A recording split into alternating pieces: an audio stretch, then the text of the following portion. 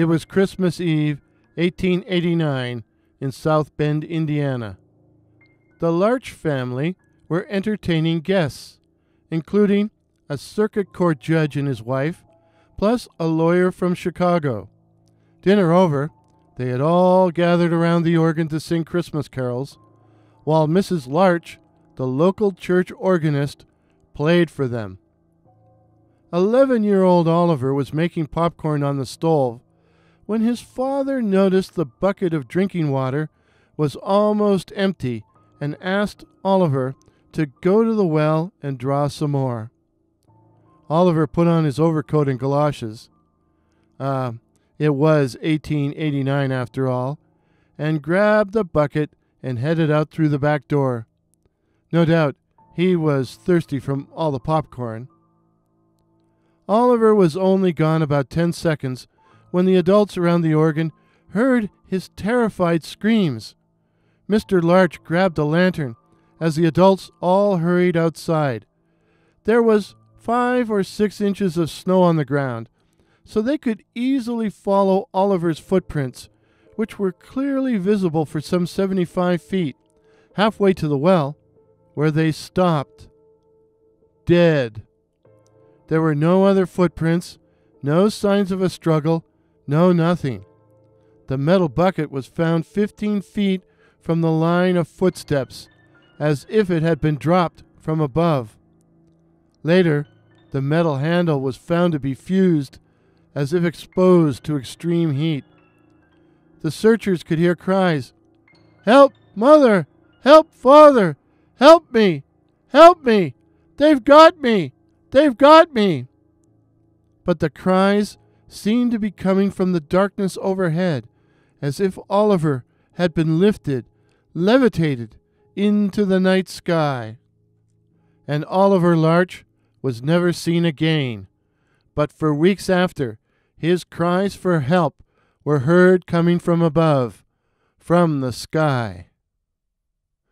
This was a piss-cutter story I read in C.B. Colby's The Weirdest People in the World back in 1965, and I never forgot it.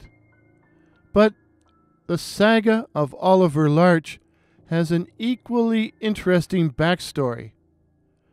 The Larch story had previously appeared back in 1956 in Strangest of All,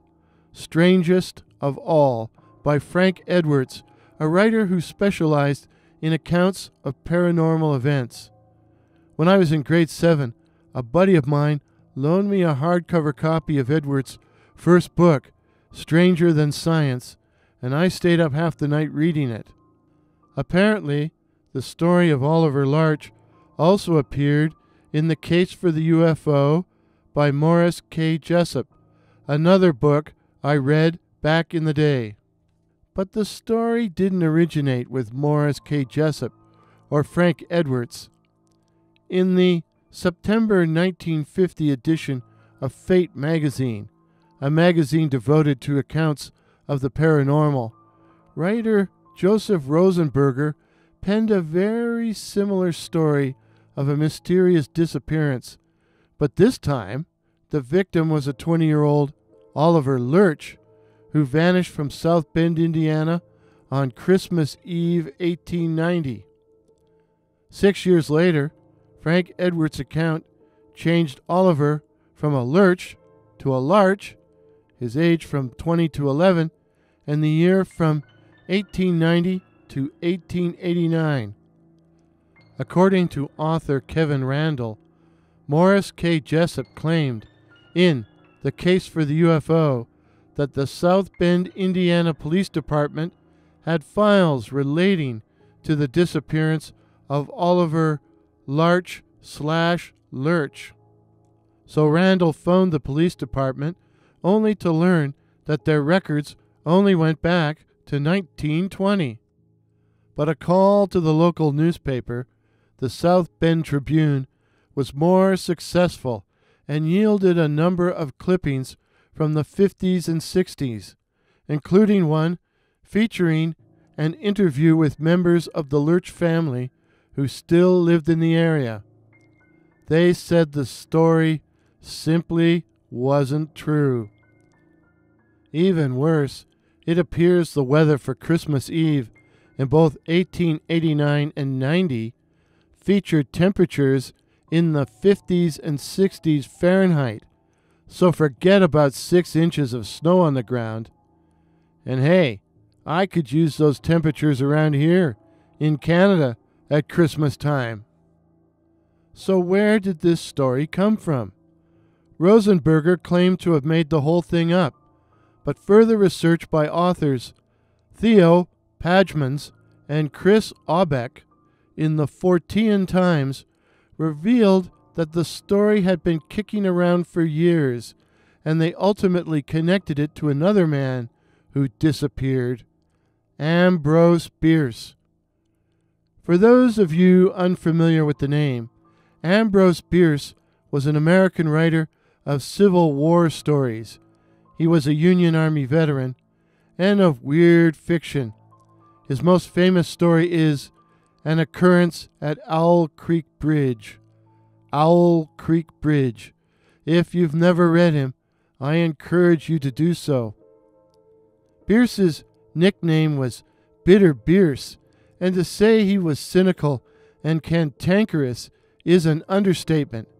After all, among his publications was The Devil's Dictionary. Bierce himself disappeared under mysterious circumstances in 1914, when, at the age of 72, he went to Mexico to interview Pancho Villa and was never heard from again. Who knows? Perhaps he's wandering out there still. In 1888, Bierce wrote an article called Whither? Some Strange Instances of Mysterious Disappearance, which was published in the October 14th edition of the San Francisco Examiner, and later in his 1893 collection, Can Such Things Be? The article featured accounts of 3 supposedly true disappearances. The one that concerns us is Charles Ashmore's Trail. It reads, The family of Christian Ashmore consisted of his wife, his mother, 2 grown daughters, and a son of 16 years.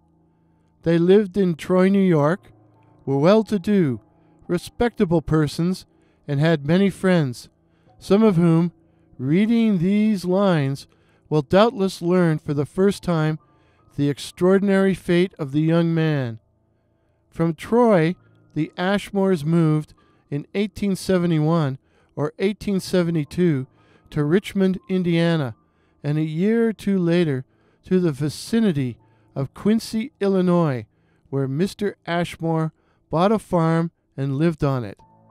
At some little distance from the farmhouse was a spring with a constant flow of clear, cold water, whence the family derived its supply for domestic use at all seasons.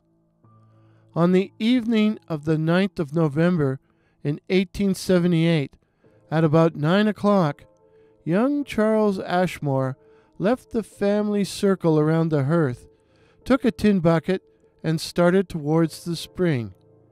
As he did not return, the family became uneasy, and going to the door by which he had left the house, his father called without receiving an answer. He then lighted a lantern, and with the eldest daughter Martha, who insisted on accompanying him, went in search.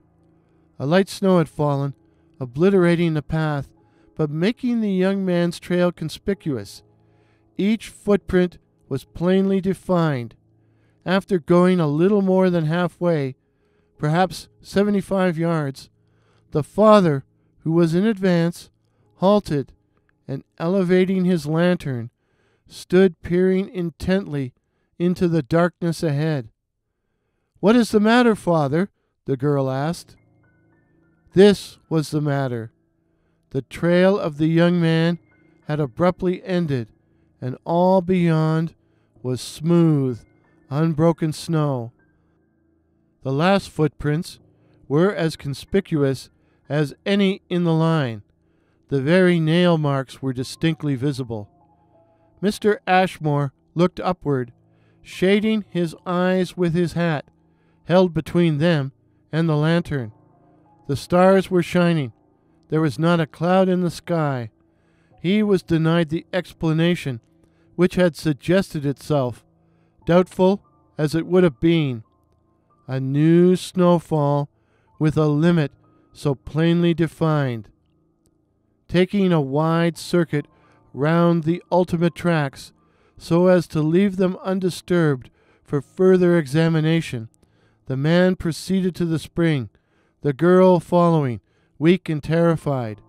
Neither had spoken a word of what both had observed. The spring was covered with ice, hours old. Returning to the house, they noted the appearance of the snow on both sides of the trail its entire length. No tracks led away from it. The morning light showed nothing more. Smooth, spotless, unbroken, the shallow snow lay everywhere. 4 days later, the grief-stricken mother herself went to the spring for water.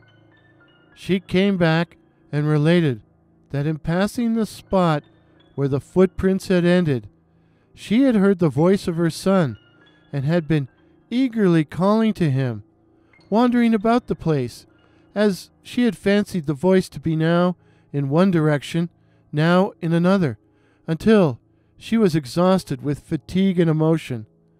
Questioned as to what the voice had said, she was unable to tell, yet averred that the words were perfectly distinct.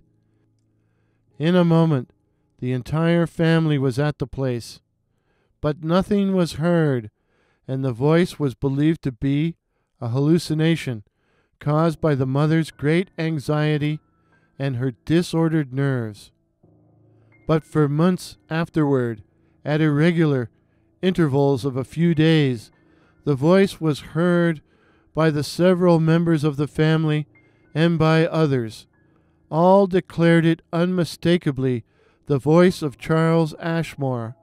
All agreed that it seemed to come from a great distance, faintly, yet with entire distinctness of articulation. Yet none could determine its direction, nor repeat its words. The intervals of silence grew longer and longer, the voice fainter and farther, and by midsummer it was heard no more. If anybody knows the fate of Charles Ashmore, it is probably his mother. She is dead.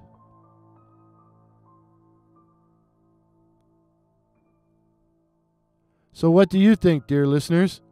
Is the story of poor Oliver Larch based on Bierce's tale about Charles Ashmore? Share your thoughts in the comments below, and stay safe, stay subscribed, ring the bell so you don't miss any upcoming episodes, and share this opus with anyone you please. If this is your first visit to my channel, please consider subscribing. My name is Warren, and I write and tell original ghost stories and original horror stories featuring cryptids such as the Night Floaters, werewolves, and the Black-Eyed Children. So again, please consider subscribing. Please help me to reach my goal of 2,021 subs by 2021. By 2021, it's 2021 now. In 2021. Till midnight. Cheers.